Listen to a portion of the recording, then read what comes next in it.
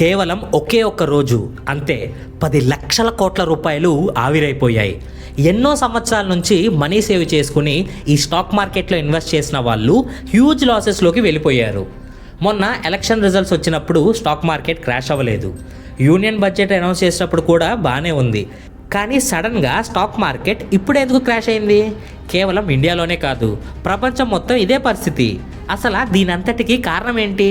Stock market crash అవటం వల్ల మనకి నష్టం ఏంటి? ఇప్పుడు మన దగ్గర ఉన్న స్టాక్స్ అన్నిటినీ అమ్మేయటం మంచిదా, లేక ఇదే కరెక్ట్ టైం అనుకుని ఇంకా ఎక్కువ స్టాక్స్ కొనటం మంచిదా? అసలు ఏం చేయాలి?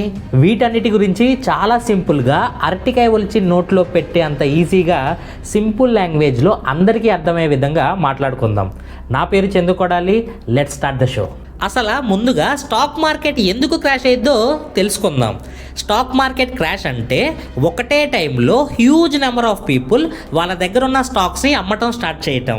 దానివల్ల స్టాక్ ప్రైజెస్ అనేది ర్యాపిడ్గా పడిపోతూ ఉంటాయి. దీన్నే స్టాక్ మార్కెట్ క్రాష్ అని అంటారు.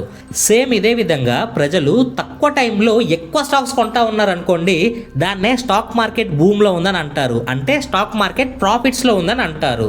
ఈ స్టాక్ మార్కెట్ క్రాష్ అవ్వడానికి ఎన్నో కారణాలు ఉండొచ్చు. కోవిడ్ కానీ, ఎలక్షన్ రిజల్ట్స్ కానీ, స్కాములు కానీ, యుద్ధాలు కానీ, ఇలా ఎన్నో రీజన్స్ ఉంటాయి. సేమ్ ఇదే విధంగా మార్కెట్ బూమ్ అవ్వడానికి కూడా చాలా కారణాలే ఉంటాయి.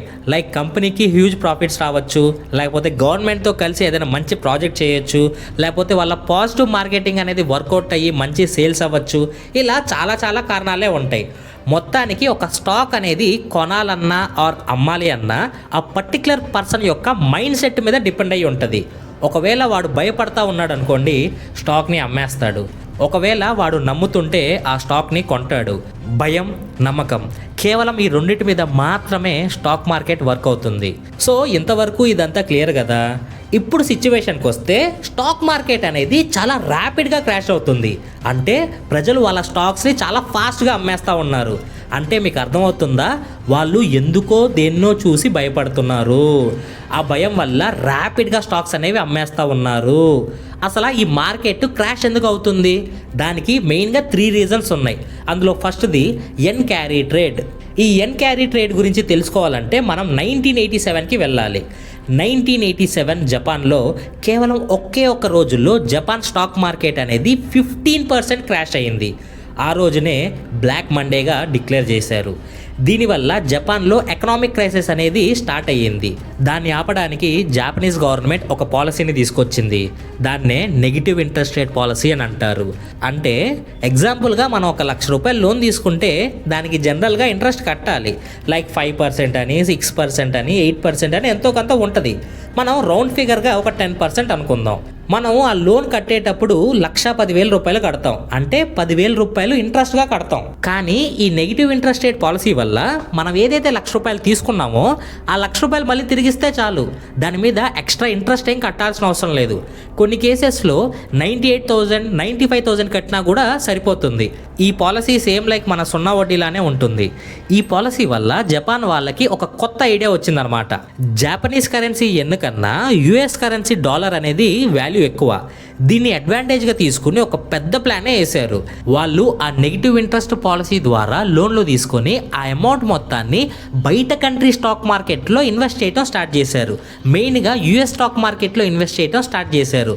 ఎందుకంటే జపాన్ స్టాక్ మార్కెట్లో ఇన్వెస్ట్ చేసి ప్రాఫిట్లు వచ్చాయనుకోండి, ఆ ప్రాఫిట్లు కేవలం ఎన్లో మాత్రమే వస్తాయి.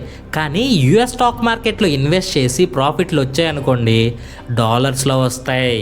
ఫైనల్గా వీళ్ళు లోన్ రిటర్న్ చేసే టైంకి వాళ్ళ స్టాక్ మార్కెట్లో సంపాదించిన ప్రాఫిట్లు మొత్తం ఇలా జోబులో పెట్టుకుని మిగిలిన క్యాపిటల్ వరకు అందులో కూడా కొంచెం తగ్గించి, ఎందుకంటే నెగిటివ్ ఇంట్రెస్ట్ రేట్లు కదా, కొంచెం తగ్గించి మళ్ళీ రిటర్న్ తిరిగి కట్టేసేవాళ్ళు. దీనినే ఎన్ క్యారీ ట్రేడ్ అని అంటారు. సింపుల్గా చెప్పాలంటే వీళ్ళు ఇక్కడ 0 ఇంట్రెస్ట్తో లోన్లు తీసుకుని ఆ డబ్బు మొత్తం యుఎస్ స్టాక్ మార్కెట్లో పెట్టి ఆ ప్రాఫిట్లు తీసుకుని ఆ మిగిలిన క్యాపిటల్ మొత్తం మళ్ళీ బ్యాంకులకి రిటర్న్ ఇచ్చేస్తారు. అంతే. ఇప్పుడు సడన్గా ఏమైందంటే జపాన్లో ఇన్ఫ్లేషన్ రేట్స్ అనేవి చాలా ఫాస్ట్గా ఇంక్రీజ్ అవడం స్టార్ట్ అయిందనమాట. దాన్ని కంట్రోల్ చేయడానికి జాపనీస్ గవర్నమెంట్ ఈ నెగిటివ్ ఇంట్రెస్ట్ రేట్ పాలసీని తీసేసింది. పైగా లోన్ ఇంట్రెస్ట్ రేట్స్ని ఒక 0.25% ఇంక్రీజ్ చేసింది. అంతే. దాంతో మొదటికే మోసం వచ్చింది. ఒకప్పుడు ఒకప్పుడు ఎన్ వాల్యూ కన్నా డాలర్ వాల్యూ అనేది ఎక్కువగా ఉండేది.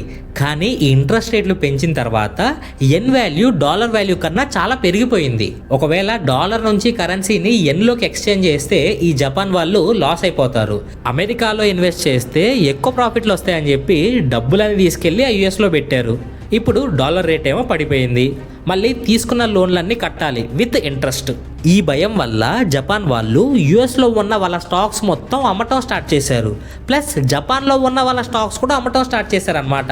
దీనివల్ల జాపనీస్ స్టాక్ మార్కెట్ పడిపోయింది, యుఎస్ స్టాక్ మార్కెట్ కూడా పడిపోయింది. సెకండ్ రీజన్ వచ్చేసి యుఎస్ రెసెషన్ అండ్ అన్ఎంప్లాయ్మెంట్. అమెరికాలో అన్ఎంప్లాయ్మెంట్ రేట్ అనేది చాలా ఫాస్ట్గా పెరుగుతుంది. యుఎస్లో మాస్టర్స్ చేసి అది అయ్యాక మంచి జాబ్ తెచ్చుకొని అక్కడే సెటిల్ అయిపోదామన్న ఆశతో మన చుట్టాలు కానీ మన ఫ్రెండ్స్ కానీ చాలామంది యుఎస్ వెళ్ళారు కదా. కానీ ఇప్పుడు యుఎస్లో సిచ్యువేషన్ చాలా దారుణంగా ఉంది. ఎవరికి జాబులు దొరకట్లేదు, ఉన్న జాబులేమో పీకేస్తున్నారు. తీసుకున్న వీసా అయిపోయి డబ్బులు అయిపోయి చాలామంది రిటర్న్ వచ్చేస్తున్నారు. ఈ యుఎస్ జాబ్ మార్కెట్ గురించి ఒక డీటెయిల్ వీడియో చేశాను. మీకు ఇంట్రెస్ట్ ఉంటే పైన లింక్ ఉంటుంది, క్లిక్ చేసి చూడండి. Okay, back to our point. ఇంత దారుణమైన సిచ్యువేషన్లో మూలిగే నక్కపై తాటికాయ పడినట్టు రీసెంట్గా యుఎస్ గవర్నమెంట్ ఒక రిపోర్ట్ని రిలీజ్ చేసింది. దాంట్లో యుఎస్లో అన్ఎంప్లాయ్మెంట్ రేట్ అనేది 4.3% ఉందని చెప్పి ఉంది. లాస్ట్ ఇయర్ ఏమో ఈ వాల్యూ 3.4 ఉంది, కానీ ఇప్పుడు 4.3గా పెరిగింది. ఈ ర్యాపిడ్ అన్ఎంప్లాయ్మెంట్ ఇంక్రీజ్ వల్ల పెద్ద పెద్ద బ్యాంక్స్ అండ్ ఫైనాన్షియల్ ఎక్స్పర్ట్స్ త్వరలో రెసెషన్ వస్తుంది అని చెప్పి స్టేట్మెంట్లు పాస్ చేశారు. దీనివల్ల మార్కెట్ పడిపోయిద్దన్న భయంతో చాలామంది హ్యూజ్ అమౌంట్స్లో వాళ్ళ స్టాక్స్ని అమ్మటం స్టార్ట్ చేశారు. And last reason geo political tensions. Iran and Israel మధ్య యుద్ధం రోజు రోజుకి చాలా దారుణంగా తయారవుతుంది. దీనివల్ల ఆయిల్ ప్రైజెస్ కూడా చాలా ఎక్కువగా పెరిగిపోతున్నాయి. నెక్స్ట్, యూకేలో ఇన్ఫ్లేషన్ రేట్ కూడా చాలా ర్యాపిడ్గా పెరుగుతుంది. ప్రజలు నిత్యావసర వస్తువులు కొనుక్కోలేక షాపులు దొంగతనం చేయటం మొదలెట్టారు. బంగ్లాదేశ్లో గవర్నమెంటే పడిపోయింది. దాంతో అక్కడ స్టాక్ మార్కెట్ మొత్తం క్రాష్ అయిపోయింది. సో వీటన్నిటి వల్ల ప్రపంచంలో స్టాక్ మార్కెట్ క్రాష్ అయ్యింది. ఇప్పుడు స్టాక్ మార్కెట్ క్రాష్ అవటం వల్ల నష్టం ఏంటి?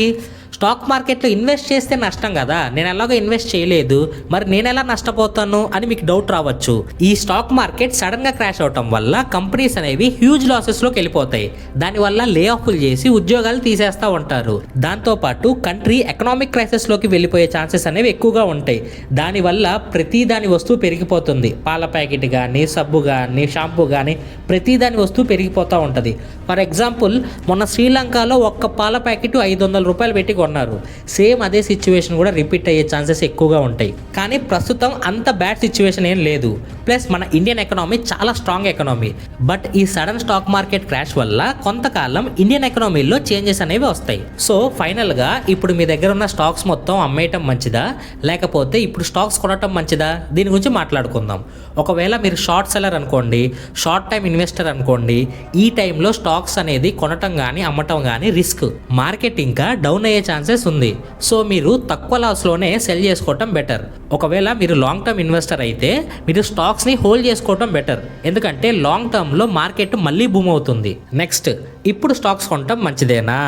మార్కెట్ డౌన్లో ఉన్నప్పుడు స్టాక్స్ కొనటం మంచిదే, కానీ మీరు ఇంకొంతకాలం వెయిట్ చేస్తే బెటర్. ఎందుకంటే మార్కెట్ ఇంకా పడే ఛాన్సెస్ ఉంది. ప్లస్ ఈ టైంలో ట్రేడింగ్ కానీ షార్ట్ సెల్లింగ్ కానీ కష్టం. స్టాక్ ప్రైస్ బాగా డ్రాప్ అయ్యాక కొనుక్కొని లాంగ్ టర్మ్ హోల్డ్ చేస్తే మంచి ప్రాఫిట్స్ వస్తాయి. లాస్ట్కి చెప్పేది ఏంటంటే, స్టాక్ మార్కెట్ అనేది పడతా ఉంటుంది, లేస్తూ ఉంటుంది.